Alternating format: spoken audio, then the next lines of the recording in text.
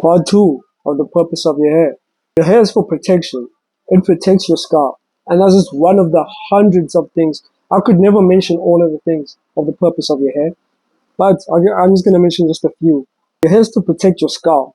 Honestly, a lot of hits that would knock me out because of my hair being coiled up protects my scalp from concussions and just being knocked out from the back of my head and hits behind the ear. There's a reason why being hit behind your ear is not allowed in boxing or in many combat sports, even MMA. And that's because CTE, and not just CTE, but knockouts, and you could probably be brain dead off of certain shots from the back of your head that you could never recover from. Many warriors in the day had beards. And it's been proven that having hair on your face, facial hair, protects your jaw from being crushed and broken. Powerful shots, whether it's with fists or other weapons. And that's why a lot of warriors had beards. Whether you're looking at the Vikings or any successful clan, and I'm not even talking about one of the most powerful empires, Genghis Khan and his reign. There was hair, facial hair on the warriors. The facial hair is known to be a protective form of armor. You see it. I don't have a beard, but hair is real protection from certain shots, and it really softens the blow in many ways. And everywhere you grow hair has a purpose for different things. Armpit hair has a completely different purpose to the hair that grows on your eyebrows. The hair that grows on your eyebrows protects your eyes from water coming down from sweat or rain. The eyelashes, the hair on your eyelashes protects your eyes from certain particles of dust and dirt that may blind you or just cause damage to your eyes. And notice how sensitive your eyelashes are. Your eyelashes are so sensitive because it gives you time to react when it feels certain things that are close to your eyes. Not and by reacting, I mean blink and close your eyes tightly in order to protect yourself. The hair in the inside of your nose has a different purpose. There's hair that grows in all sorts of body parts, and that hair has a purpose. You just don't know about it because you guys. Now, okay, let me not throw shade, but most people know more about their cell phones or their cars than they do about themselves. I stumbled on this information in 2020 when I was in college and we were told to go home and learn from home, which gave us a lot more extra time plus Wi-Fi. That's when I decided, and I really wanted to stop cutting my hair because I realized it was eating too much of my money. Because for the barber to bless you, you need to give him some extra money. And I was realizing, yes, he was blessing me, and I was looking very sharp, but there were moments in time where I didn't want to cut my hair, but I just didn't know why. But then the more I stumbled on this information and just having a spiritual awakening, the more I found interest in learning about myself more than learning about things that are outside of myself, such as acquiring riches, chasing girls, all of those things that are outside of myself started not being as important as knowing the powers, and not just the powers, but the potential that I hold and the things that I haven't learned about myself.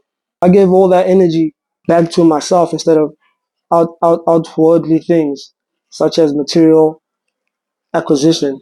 I looked at myself and I realized, no, if I want to really know about my full potential and get to my full potential, I need to learn about myself, learn about my hair. And when I stumbled on the hair information, I was blown away. I saw studies such as the one where soldiers with hair could sense an ambush coming when compared to soldiers without any hair who couldn't sense those types of things.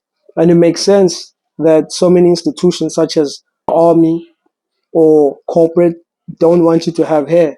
It's only recently now where they're open to you growing your hair in corporate, and that's because a lot of the jobs are remote, such as cybersecurity. But if you looking to climb the corporate ladder, Evan Samuels talks about how you need to be clean cut. You need to have a certain image because black men with locks, long locks or afros aren't considered to be clean and are they looked at as rebels by powers that be. Even recently, we've seen that the girls in Sanssouci High fought to have their natural hairstyles to be accepted in school because they were being taught that it didn't look appealing and they had to wear braiding or something like that. But the natural form of hair was being criticized by the schooling system. And that just tells you the fight against being your true self. And you should question that. You should question why do they have a problem with my hair when my hair looks so beautiful? Why is it that our women are being sold this lie? Because they've heard enough from us guys saying we prefer them with natural hair. I'm pretty sure at this point it's clear that the majority of men would prefer African women. The majority of African men would prefer African women with natural hair to the point where they know it.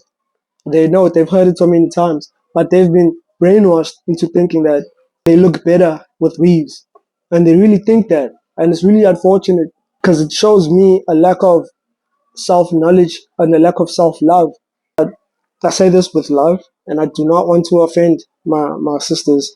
That's why I haven't made a video talking about that specific topic, even though I really do want to. I'm not in the mood to fight. I just want to educate you about yourself. And if you don't agree with this information, there are many other TikTokers who are talking about nothing that you could go listen to. I'm not begging you to be here. And if you hate this information, then trust me, I'm not making this video for you. This is just to educate, enlighten, and to encourage you to do your own research. You can't expect me to spoon feed you everything about yourself. You need to want to know yourself. You need to invest in yourself by learning this type of knowledge. Hair is incredibly powerful. If you know anything about witchcraft, you know that with just one follicle of hair, people can bewitch you. Obviously, there are stronger forms of witchcraft, such as using your blood or using your saliva or your fluid. But hair is definitely one of the ways people can bewitch you. Your hair can even be used for drug testing. These things are things that a lot of people tend to ignore. A lot of people tend to ignore. And I know the power of hair, so I know some of the things I know about hair I shouldn't talk about on this platform because people simply won't understand it. And some people are just aren't ready for it. And that's okay because not everything I say can be proven. Because some of the things you'd have to experience it yourself. I can't pull up a study to tell you something that I've experienced and I've felt for myself. These things are deeper than what meets the eye.